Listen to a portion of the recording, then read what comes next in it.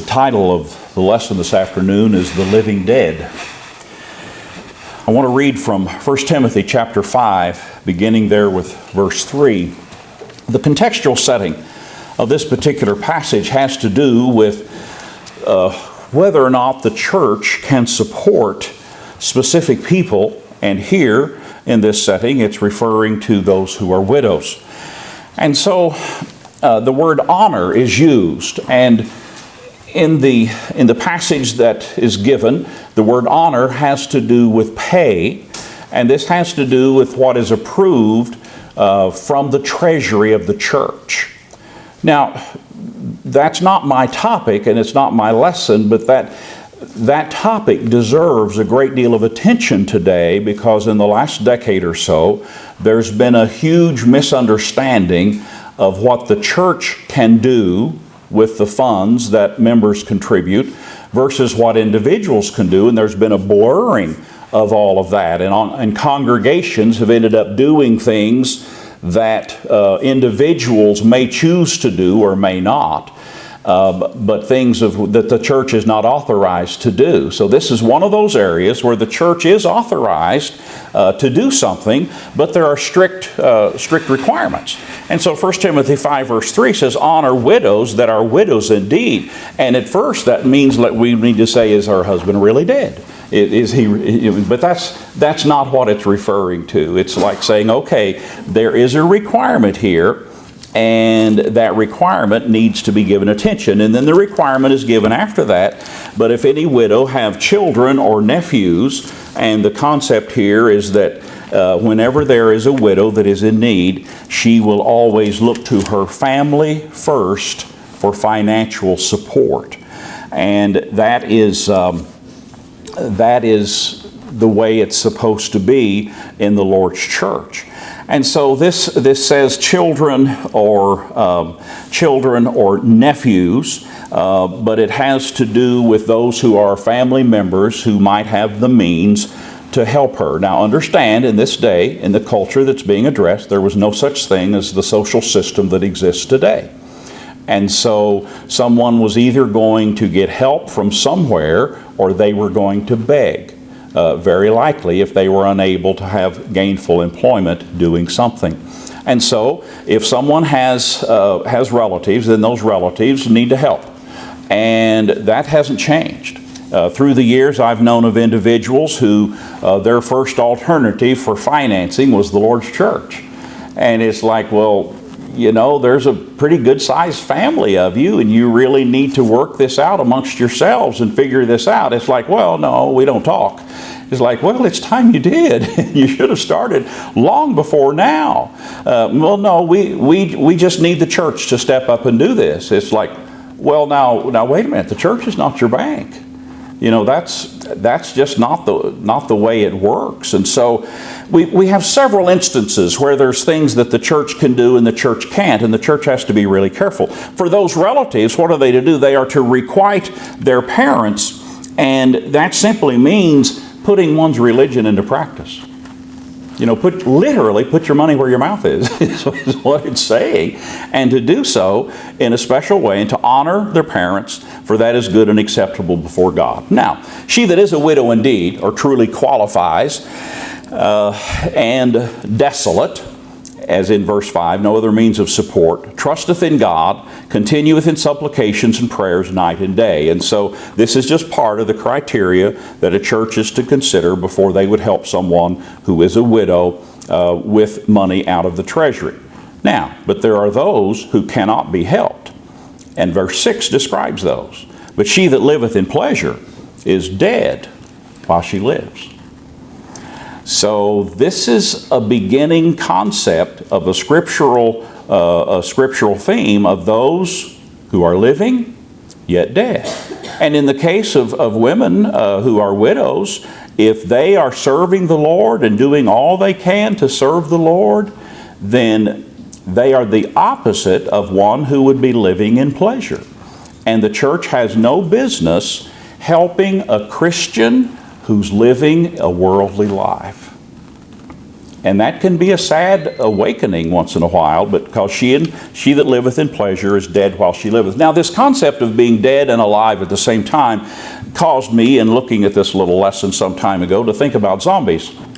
And you may think that someone of my age never thinks about zombies, but I looked it up. Okay, so, and everything you read on the internet is true. And so I feel fully educated and prepared to discuss this topic, somewhat intelligently. This is a fascinating thing that I know very little about and do very little with, but I know that there are those in any audience where I preach that are really into zombies. And if you aren't now, you have been. And so this is as I understand it, this is an old thing. Zombieism dates back into the 1800s.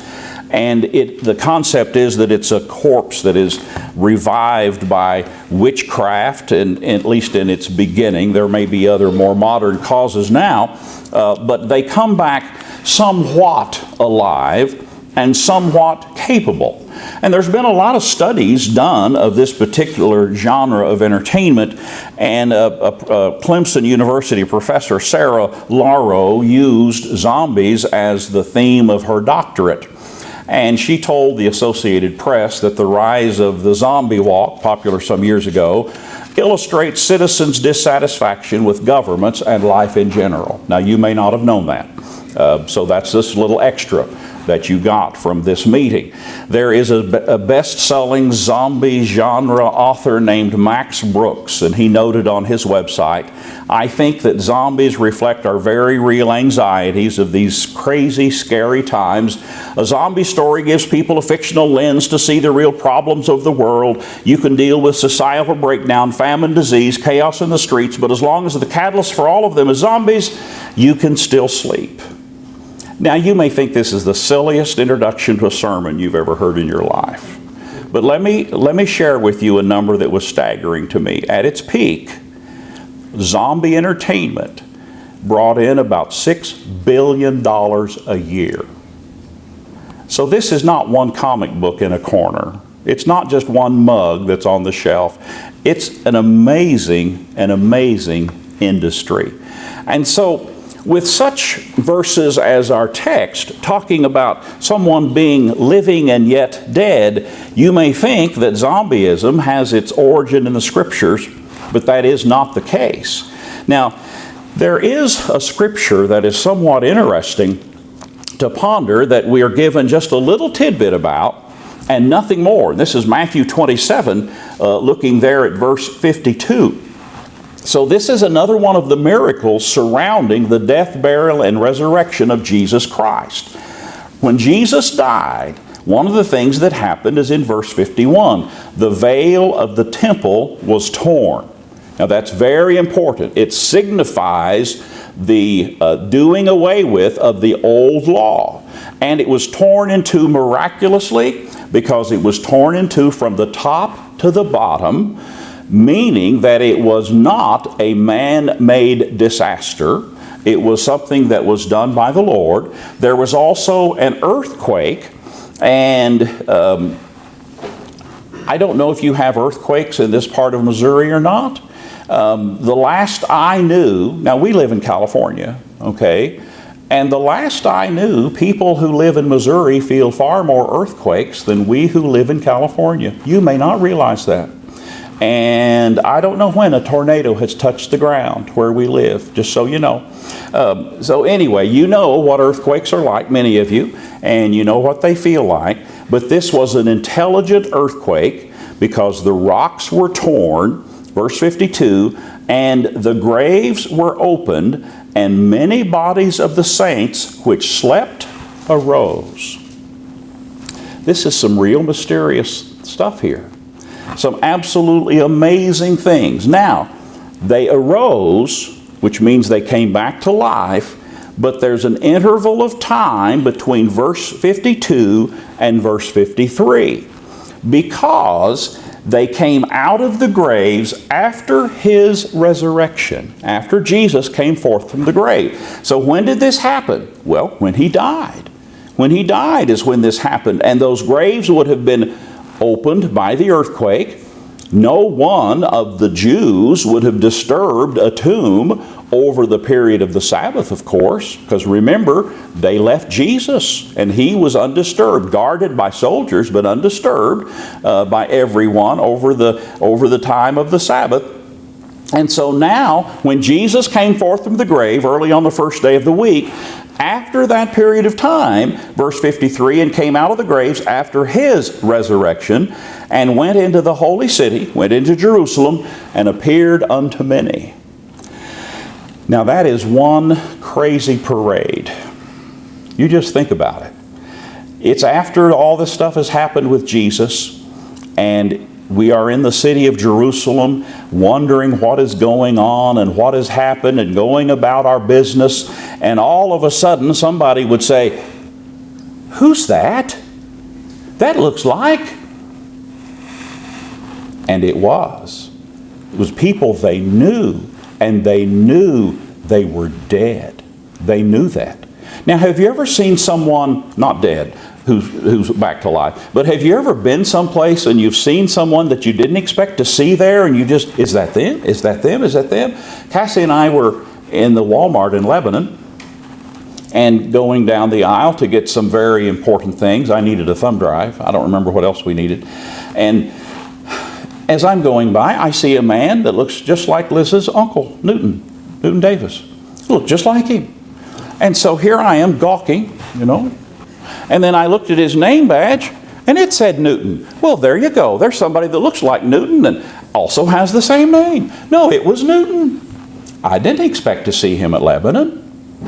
I didn't expect to see him in the Walmart, but there he was. And I did a double take, and triple take. And it's like, Newton. And then he said, "Who are you?" No, he knew me. And so we hugged and we visited for a little bit. But imagine seeing people walk down the street that and they're dead. Now, this was one of those things that would have gotten everyone's attention, because it says they appeared unto many. There's nothing in these verses that says they were partially resurrected. Okay? They were themselves. And so they came out of the graves, they were recognized, they went into the holy city, they appeared unto many, and wouldn't you like to know what happened next? I would too. We're not told. So when you read on this, and this is a fascinating little section of the Scripture, it's just one little tidbit. The important message here is the hope of our resurrection in Christ. That's the message. That Christ overcomes death. That Satan no longer is victorious over us in the eternal future. So that's the message. But in the meantime, here is a display of power from God to say, this is what God can do. And so, when news then was spread in days to come that Jesus too is out of the grave. And by the way, did you see those folks that went through the city of Jerusalem? It's like, wow, how did that happen? I don't know. But did you see Jesus? Yeah, I did. And there were a lot of people in Jerusalem who could say, I saw Jesus after he died. And did you see those other folks? There was a lot of people that could say, yeah, I did. But understand, they weren't zombies. Now, unless a miracle intervenes, we only die once. Hebrews 9:27, it is appointed unto men once to die, but after this, the judgment. We only die once physically. And so, but spiritually, it is possible to be alive physically, yet dead spiritually. And we know this because the final day, Jesus said of many in Matthew 7, they will say unto him, Lord, Lord, in verse 22, have we not prophesied in thy name, have done, if cast out devils in thy name, done many wonderful works? Then will I profess unto them, I never knew you, depart from me, ye that work iniquity. And so this is God's guarantee that when he gives rules and regulations for how people should serve him, he means what he says. And in this day of allowing people to select how God will be served is one of those things that is just insulting to God. On our way to worship, we pass a church that on Sunday offers four different styles of worship. If you don't like this one, then come to the next one. If you don't like that one, come to the next one. If you don't like that one, come to the next one. And if you don't like any of them, it doesn't make any difference. You're probably saved anyway. And that's just kind of the religious world. And yet, come the day of judgment, there will be very earnest, sincere people who will object by saying, we have been religious. We have been religious. And the answer is, religious according to what? And if it's not religious according to God's rules, then it does not count. And that's the great tragedy of our time, is that so many people who do wonderful things for others, for their community, and do so in the name of their church, think that is what God requires of them. And He has not said that. He has said, here's who I want you to be. Here's what I want you to do. And if you as an individual want to do these other things, that's up to you. But when people just band together to do good things as a local church, and anything goes in worship and salvation, those are the ones that sadly will be told, I never knew you. Never.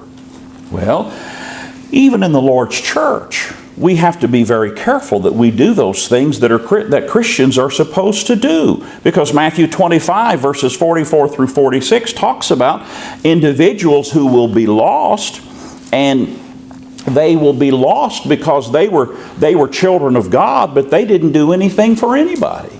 They never served. They never used their talent. And so someone who uses great talents but never obeys the gospel correctly, or worships God correctly, or serves God correctly, they're going to be sadly rejected from heaven. But even those who obey the gospel and say, well, I'm finished, that's all I need to do, and do nothing ever, there's a grave danger for them as well, because they do not serve. And being a child of God is about doing it according to His will, and then serving according to the talents with which He has blessed us. Now, those who live in pleasure are spiritually dead, as we learned in 1 Timothy 5, 3 through 6. Now, sin can be so pleasant, at least for a season. And Moses realized this and recognized this, and the writer of Hebrews tells us about him in chapter 11, verses 24 and 25. By faith, Moses, when he was come to years, refused to be called the son of Pharaoh's daughter. Now, what that means is that Moses could have lived out his days as an Egyptian prince. Now, probably you've watched enough Disney movies to know that an Egyptian prince had it pretty good. And if you haven't seen those, perhaps you've seen the treasures of Egypt as displayed in the National Geographic for decades. There are still many of those that are undiscovered. And by the way, whenever you're looking in such publications as those where ancient buildings are uncovered and ancient tombs are uncovered, please know that once upon a time, the children of Israel were the ones that made the bricks that went into those buildings. And that's what it talks about before they left the land of bondage. And so the treasures of Egypt are still being discovered today. And that is where Moses lived. He was somebody. But it says he refused to be called the son of Pharaoh's daughter, choosing rather to suffer affliction with the people of God than to enjoy the pleasures of sin for a season. Now, he might have lived long, and he might have stayed as an Egyptian prince, very successful all of his days. But he said, no, I need to serve God. And whatever it is that is pleasurable to us, but contrary to God, we need to be willing to turn our back on that in order to serve the Lord. And we need to do that without resentment. Now, we never hear Moses say to the children of Israel, you know, I could have been in Egypt and a prince. We don't see him do that. So we need to be careful as we're serving God in our lives that we don't look back longingly to our land of bondage. And sometimes I hear that, you know, somebody saying, well, I could have been a professional pitcher if I hadn't blown out my knee. And they don't really like it when I say things like, well, that was God's blessing for you. Because that's really not the way they're ready to look at it. The pleasures of sin for a season. Worldly pleasure is dangerous to spiritual well-being. We're warned about this in 1 John 2, 15 through 16. Love not the world, neither the things that are in the world. If any man love the world, the love of the Father is not in him. So it's a choice betwixt two. All that is in the world, the lust of the flesh, the lust of the eyes, the pride of life, is not of the Father, but is of the world. And so that's what got to Demas. Demas versus Paul, 2 Timothy 4:10, having loved this present world. And so whenever we look around at the grandeur of the world, it can be very, very tempting.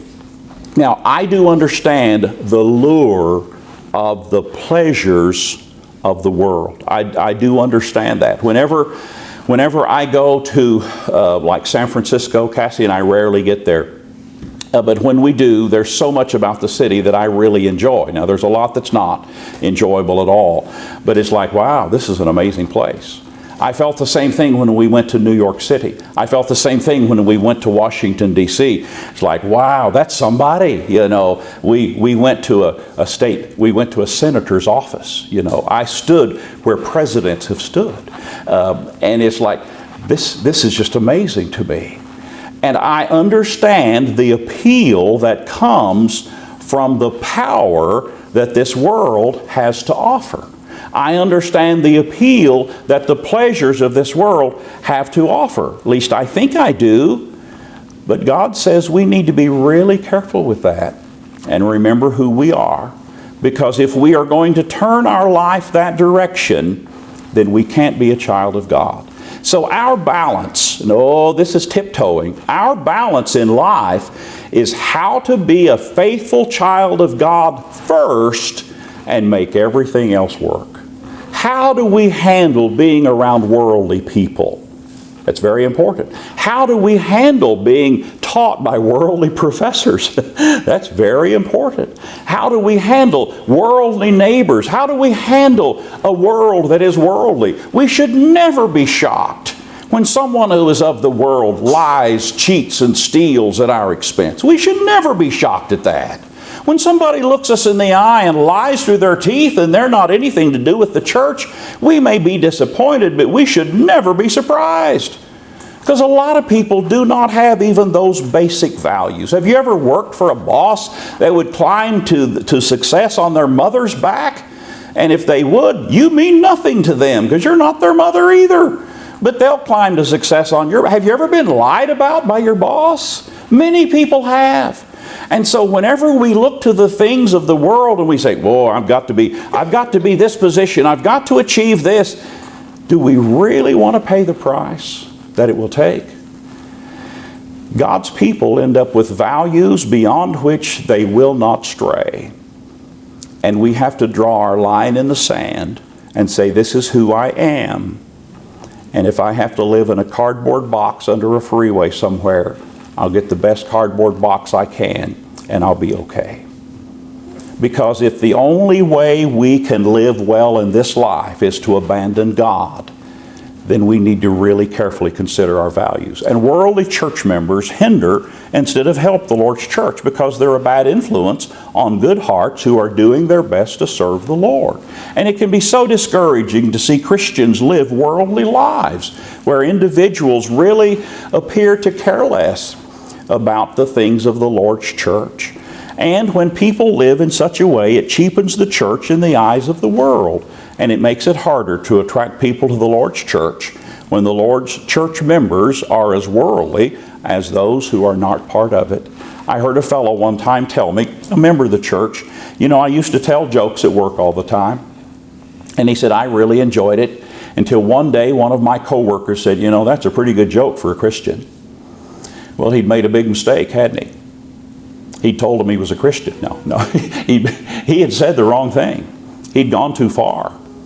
And whoever he worked with knew what values he was supposed to have. Now, the people we work beside, they may not know about the Lord's church, but they know what they think the Lord's church is supposed to be.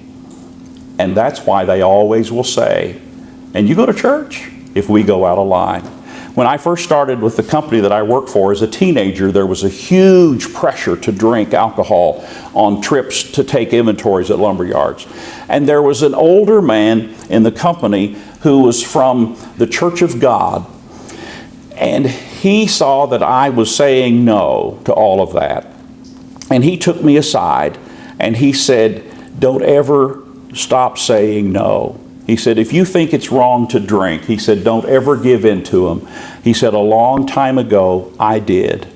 And I've regretted that every day since." He said, "Don't give up. Don't give in to that." And so it's just pretty well known that, I'll have a soda, I'll have an iced tea, and then in years to come, I became the designated driver, and in those events where someone was going to imbibe, they know I never will. And that's okay. And so we've ceased to have trouble over that. And it's okay for me to say, "Yeah, you shouldn't be doing that." And they'll tolerate that from me. And so when we have a value, is it a value? Is it something that we say, "This is very important to me"? Or will we go along to get along and sacrifice our sincerity in our service to God? Now, all of us can make mistakes in judgment in such situations. It can be very, very difficult, but we need to do our best to recover. And the older fellow that I worked with, that still didn't follow him. It had been so many years ago, nobody remembered it, but it still haunted him. And he said, I just really worry about that for me. And he said, "I'm concerned about that for you." Now, in the Lord's church, those who are insincere are dead in the sight of God. And that seems so strange. But look again at the situation at Corinth in 1 Corinthians chapter 11. Now, this is about the Lord's Supper. And after Paul said, "What you're doing is not the Lord's Supper," he also told them that they had to make some changes. They needed to go back to the pattern of the Lord's Supper as it was given. Now let's just think about this for a moment. Here comes the letter from Paul, and it instructs them that what they're doing is not the Lord's Supper, and they need to go back to the original pattern. Do you think it would have been okay with God for the church at Corinth to say, "We're going to study this for 6 months, and in the meantime, we're going to keep doing what we're doing"? No, the very next Lord's Day, they had to change. And I trust that they did. But here's what Paul said about what they were doing in verse 30.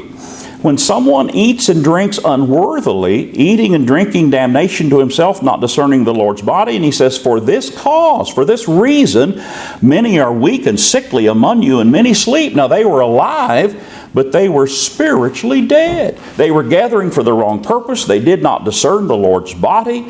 And even when we have the correct elements on the Lord's table, it is still possible to observe the Lord's Supper incorrectly. Because if we're not remembering God, remembering Jesus when we do that, if we're being insincere, if we have our minds on everything else except what we are here for, that can render our worship invalid. I remember years ago when a brother who was about to serve at the Lord's table got up and said, "Okay, I don't want anybody to think about what they're going to do this afternoon." Like, oh, don't do that to me. I have the attention span of a gnat. As soon as he said that, that's all I could think about. It's like somebody saying, "Whatever you do, don't think about the color red." You just can't do that. That's too much. So give me what to think about. As we heard this morning, give me Jesus to think about. And don't remind me of the easy way that my mind can go astray. Well, whatever Corinth was doing, it had nothing to do with remembering Jesus. Some of them were stuffed from eating too much. Some of them were starved from nothing to eat. They had taken whatever they were doing and calling it worship. It was just a chaotic scene. And Paul said, "Don't do that. Do what Jesus said. Worship God in spirit and in truth. Humble yourself. Worship from the heart. And so when it's time to pray, we follow the words of the one who's praying so that it's our prayer. When it's time to sing, we see the message of the song as we make the joyful noise. And it is the combination of the tune, whether we can carry a tune or not, it's the combination of the tune and the words that makes the singing pleasant in the sight of God. And so we do our best in singing, and all are to sing.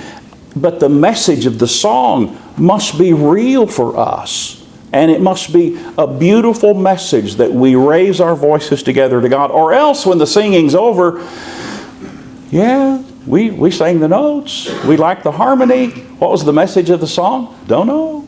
But we're supposed to sing with the spirit and the understanding. So we don't want to be among those who are at worship, but dead to God. Also, those who are lukewarm are dead in God's sight. The Laodiceans in Revelation 3 were told that they were lukewarm. And in verse 16, because you're lukewarm, neither cold nor hot, I will spew thee out of my mouth. And that's a terrible imagery, you know. And here's what they thought about themselves. In verse 17, they thought of themselves, I am rich, increased with goods, have need of nothing. But here's how God saw them. You are wretched, you are miserable, you're poor, you're blind, you're naked. And so they saw themselves as conceited, rich in the eyes of God spiritually, and needing nothing. Instead, they were strutting around with pride, but dead. And that is so sad. And to those individuals of the church at Laodicea who fit this pattern, I think God's basic message in Revelation 3:14 through 19 is, get with it or get out. And that sounds really abrupt, doesn't it? But what does God want? He wants someone to get with it. Be part of the group. Be part of the congregation. Be part of the work. Rejoice in Christ. Embrace the body. Embrace the congregation and be part of it. Say, what can I do to help? And there's always something that somebody could do within our assigned roles in the Lord's church. There's never a reason for somebody to stand at the outskirts of a congregation and keep the group at arm's length and say, well, I don't know about those folks. No. Dig in there. Get in the big middle of it.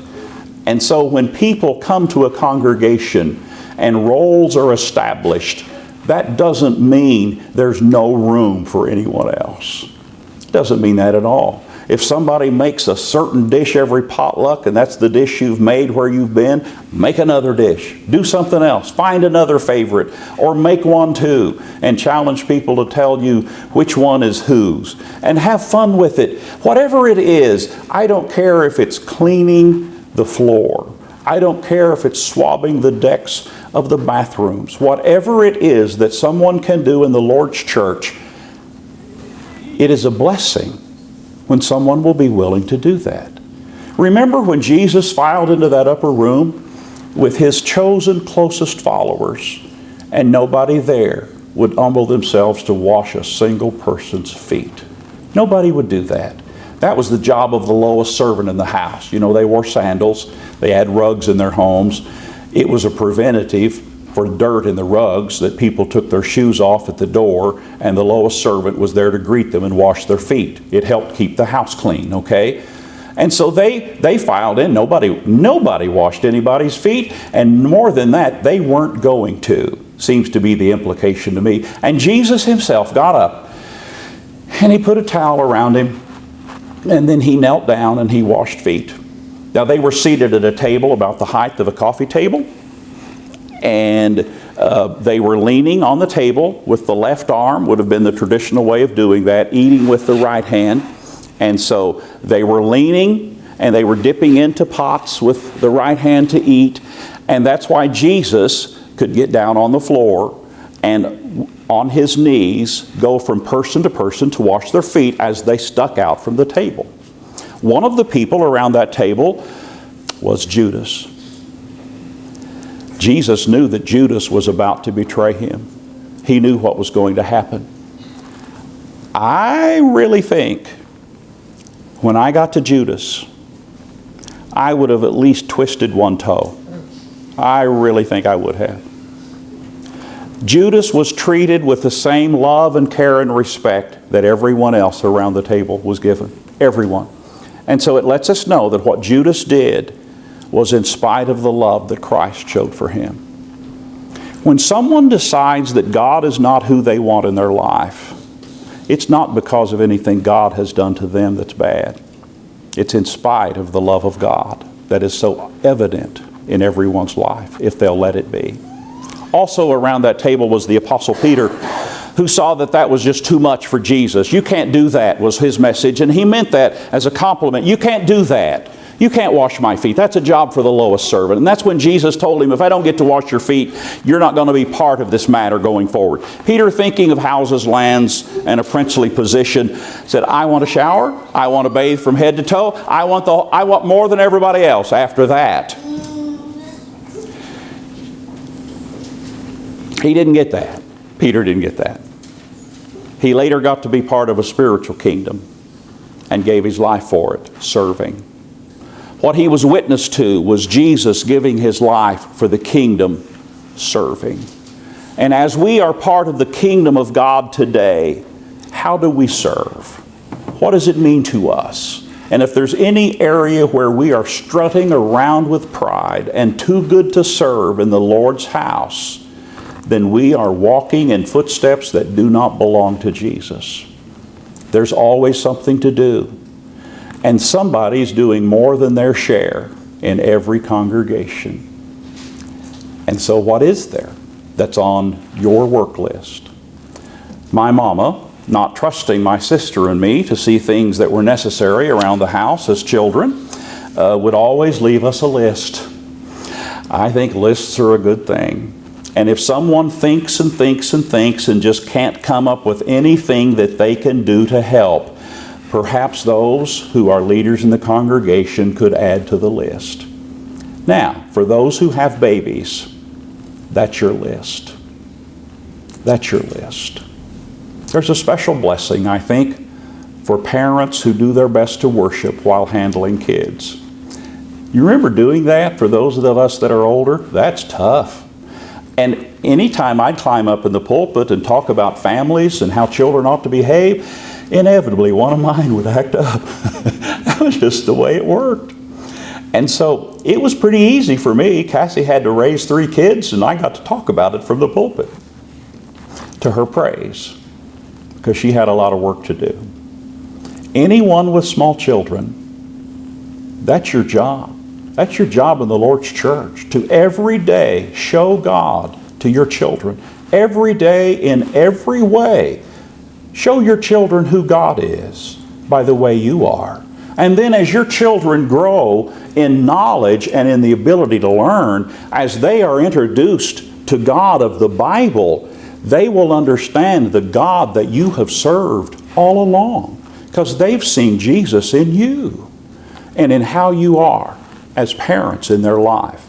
And so we need to be alive to God, and we need to be dead to sin. And if we're alive to God, then that will be the greatest priority in our life. Now that's in Romans 6, 1 through 11, where we are baptized into death and we're dead to sin, according to Romans 6, verse 1. And we, like Christ was raised up from the dead by the glory of the Father, even so we also should walk in newness of life, verse 4. So when we are baptized into Christ, we come forth dead to sin, not wanting to sin, but alive to God, wanting to serve. And so those who are departed, while not alive to us, can still speak to us through their lives. And so sometimes the dead still speak, as did Abel, who being dead yet speaketh, according to Hebrews 11 and verse 4. At home at 64th Street there was a couple, Ernie and Nancy, who died about a year apart. And they were a wonderful couple that were part of our congregation. And Nancy was in a nursing home for the last quite a few years of her life and couldn't get up out of that bed. And yet she spent a lot of time calling everybody just to see how things were going, just to see how people were doing. And a lot of people never remembered that Nancy was flat on her back in a hospital bed in a nursing home. And so I was looking at my phone the other day, and in particular at old voicemails, and I had a voicemail from Nancy, who's now deceased, and I had a voicemail from Ernie, now deceased, from years before. So I played the voicemail from Nancy, and she usually called and said, "Greg, it's Nancy, call me." That was usually the message. And this time it was, she said, Greg, I checked on Mary. She's not feeling good. I just wanted you to know.